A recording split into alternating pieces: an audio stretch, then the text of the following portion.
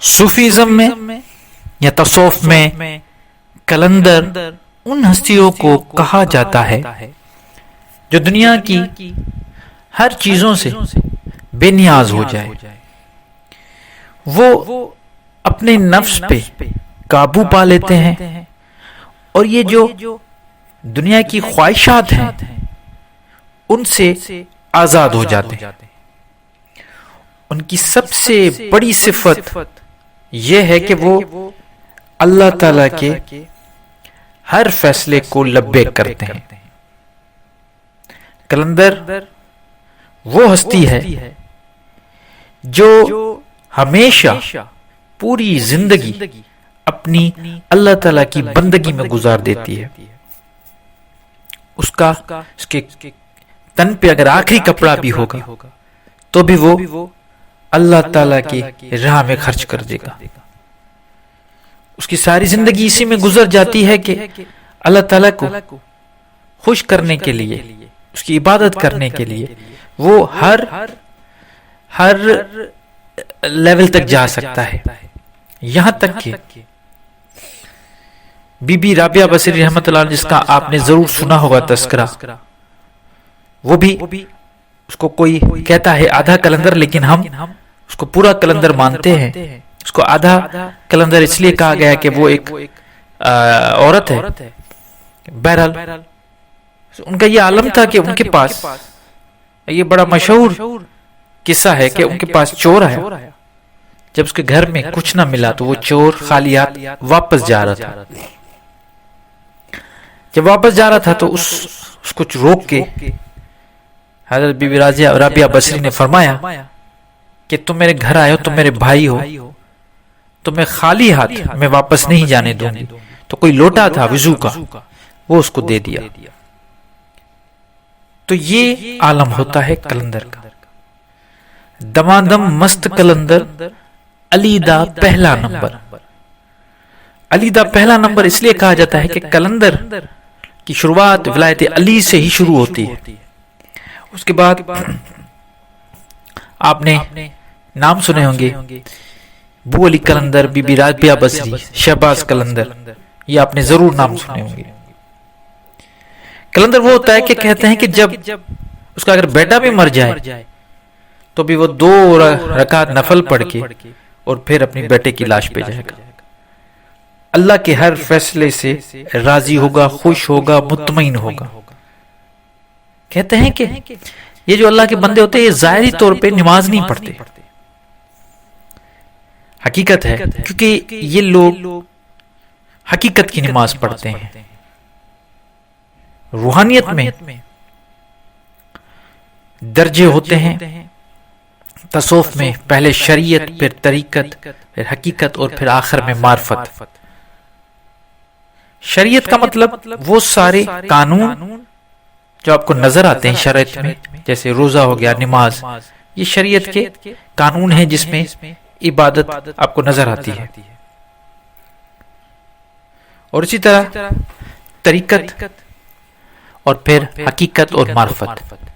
طریقت اس کو کہا جاتا ہے کہ جو کچھ آپ کو عبادت کے علاوہ ملے، جیسے ذکر اذکار ہو گیا، مراقبے، یہ ساری چیزیں طریقت میں آ جاتی ہے. جو آپ کو نظر آ رہی ہے شریعت میں آپ کو نظر آتی ہے. کوئی نماز پڑھ رہا ہے، روزے رکھ رہا ہے.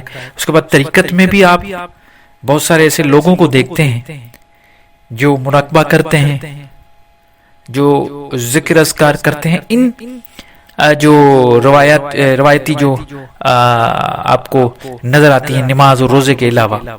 لیکن جب حقیقت کی طرف آتے ہیں تو پھر وہ جو لوگ ہوتے ہیں حقیقت اور معرفت جن کو مل جاتی ہے، ان میں آپ کو یہ نمازیں ظاہری نظر نہیں آتی، کیونکہ وہ کہتے ہیں کہ ہم 5 وقت نماز پڑھتے نہیں، ہم تو سارا دن نماز پڑھتے قائم کیے ہوئے ہیں. جیسے حضرت بابا بلے شاہ سے کسی نے پوچھا کہ آپ 5 وقت نماز کیوں نہیں پڑھتے، تو انہوں نے جواب میں فرمایا تواڈے 5 ویلے تے ساڈے ہر ویلے. تو یہ لوگ ہر ویلے نماز پڑھتے ہیں کیونکہ ان کو حقیقت اور معرفت الہی مل گئی ہوتی ہے. تو یہ جو کلندر ہیں ان کو معرفت الہی مل گئی ہوتی ہے، اس لیے آپ کو ظاہری طور پہ نظر نہیں آتا کہ یہ نماز پڑھتے ہیں یا نہیں پڑھتے، یہ شریعت با شریعت ہیں یا بے شریعت ہیں، آپ ان کا فیصلہ نہیں کر سکتے. پھر آپ ان کو مختلف نام دیتے ہیں کہ فلاں بندہ مجذوب ہے، یا ان کے جو طریقہ کار ہے وہ پتہ نہیں سمجھ میں نہیں آتا. یا آپ نے یہ لفظ سنا ہوگا کہ صوفی بن گیا. صوفی کا مطلب ہے وہ نمازوں سے ہر چیز سے آزاد ہو گیا. صوفی کو ایک خود صوفیزم کو مذہب بنایا ہوا ہے جس میں یہ ساری چیزیں نہیں ہوتی. اس کو بالکل اسلام کے سامنے آ کے کھڑا کر دیا ہے، کیونکہ ایک طرف اسلام ہے جس میں روزے، نماز، حج، زکوٰۃ یہ سارے ارکان ہیں، تو پھر اس کے بالکل برعکس ایک اور مذہب بنا دیا لوگوں نے، صوفیزم جسے ہم تصوف کہتے ہیں. اس میں کہتے ہیں کہ کوئی کسی چیز کی ضرورت ہی نہیں ہے. اگر کوئی ایسا بندہ ہے جس سے نماز نہیں پڑھی جاتی یا وہ مختلف ہیلے اور بہانے کرتا ہے تو وہ کہتا ہے کہ میں صوفی ہو گیا ہوں، اور توحید کا قائل بن جاتا ہے اور دوسری ہر چیز سے آزاد ہو جاتا ہے. حالانکہ ایسا نہیں ہے. صوفیزم نہ کوئی مذہب ہے، کچھ بھی نہیں ہے. اس کو اسلام کے سامنے کھڑی کرنے کی ضرورت نہیں ہے. ہاں ایسا کہہ سکتے ہیں کہ روحانیت کی منزل حاصل کرنے کے لیے یہ ایک طریقہ ضرور ہے، لیکن اس طریقے کو غلط استعمال کیا گیا ہے. کہ کوئی کہتا ہے کہ میں فلاں درگاہ پہ جاتا ہوں، فلاں کلندر کی درگاہ پہ جا کے بس بیٹھ جاتا ہوں، مست کلندر کر کے ڈانس کر رہا ہوں. جیسے بلے نے نچ کے یار منایا، ہم بھی نچ رہے ہیں، ناچ رہے ہیں، اور درگاہوں میں جا کے بیٹھ گئے، ہر چیز سے آزاد ہو گئے. ایسا کچھ نہیں ہے. یہ جو کلندر آپ کو نظر آتے ہیں یہ اس مقام پہ تب ہوتے ہیں جب پہلے شریعت کو بالکل پابند کیے ہوئے پھر طریقت کو پکڑتے ہیں. شریعت کا مطلب روزے، نماز، ہر چیز کو پکڑتے ہیں، اس کے بعد پھر طریقت پہ آتے ہیں جس میں مراقبہ اور یہ ساری چیزیں ہوتی ہیں. اور اس کے بعد جب اور روحانیت میں منزل جب آگے جاتی ہے تو پھر آ جاتے ہیں حقیقت. ان کو حقیقت کی معلومات ہونے لگتی ہے، اور حقیقت کے بعد جب سارے پردے اڑ جاتے ہیں تو معرفت الہی مل جاتا ہے. تو دیکھیے یہ بھی ایک معرفت الہی تک پہنچنے کے لیے پوری منزل آپ کو جو ہے پورا سفر کرنا پڑے گا. یہ پورا سفر ہے جس کی منزل معرفت الہی ہے، اور وہ کلندر کو نصیب ہوتی ہے. ایسا نہیں ہے کہ بس آپ اور بڑے بال رکھ دیے، بڑے بڑے مڑکے پہن لیے، مالا پہن لی اور جبے پہن لیے، اور آپ داڑیاں بڑی بڑے بال اور آپ ڈانس کرتے پھر رہے ہو، کہے کہ میں کلندر بن گیا. نہیں، کلندر ایسے نہیں بنتے. کلندر بننے کے لیے سب سے پہلے شریعت، اور شریعت حاصل کرنے کے لیے پہلا راستہ، سب سے جو پہلا راستہ ہے وہ قرآن کا ہے. قرآن سے سٹارٹ ہوگا، روحانیت بھی یہیں سے ملے گی، شریعت بھی یہیں پہ ہے، طریقت بھی اسی میں ہے، حقیقت بھی آپ کو وہیں پہ نظر آئے گی، اور آخر میں معرفت الہی بھی اسی جگہ سے ملے گی.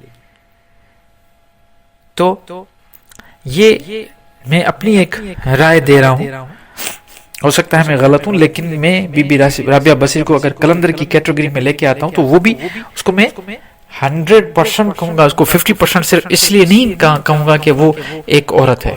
یہ بھی غلط بات ہے بالکل. عورت ہونے کے ناطے اس کو آدھا کلندر کر دیا.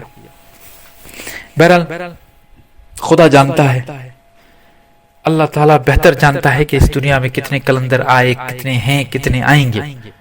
لیکن جن کو ہم جانتے ہیں، جن کے ساتھ ہماری معرفت ہے، پہچان ہے، ان کے بارے میں نے بتایا. وہ جو نظر آتے ہیں، جو معرفت کی راہ تک پہنچ جاتے ہیں شریعت، طریقت، حقیقت کے بعد جا کے، تو ان کو کلندر کہا جاتا ہے.